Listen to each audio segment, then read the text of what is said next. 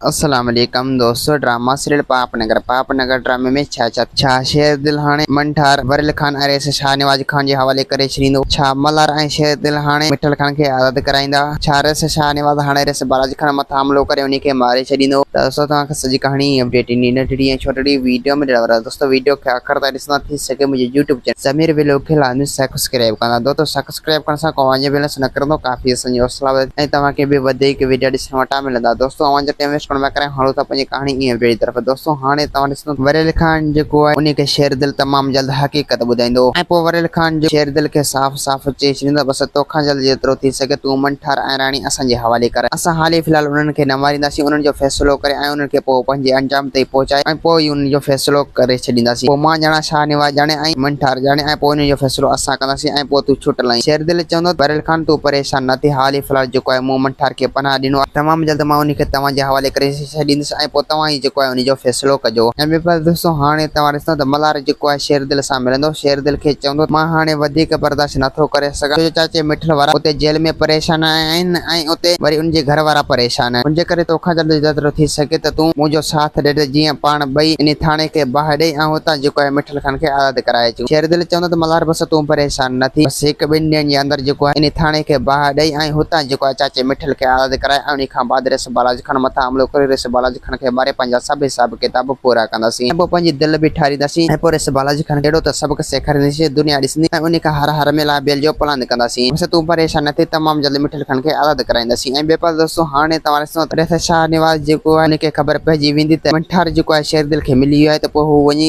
रिस बालाजी खान सां मिलंदो। रिस बालाजी खान खे चवंदो त तमामु जल्द हाणे तुंहिंजा ॾींहं वेझो अची चुका आहिनि ऐं तोखे मारे असां पंहिंजी दिलि ठारींदासीं। रिस बालाजी खान साफ़ साफ़ चई छॾींदो त रिस शाहनवाज तोखे मोकिला, जेको करिणो अथई कर वञी। दोस्तों उम्मीद है कहाणी ईंदे खे पसंदि असांखे ॾींदा हाणे जा त वरी तव्हां सां मिलंदासीं कॾहिं ईंदड़ वीडियो में। जेसीं ताईं पंहिंजो ख़्यालु रखना। खुदा हाफ़िज़।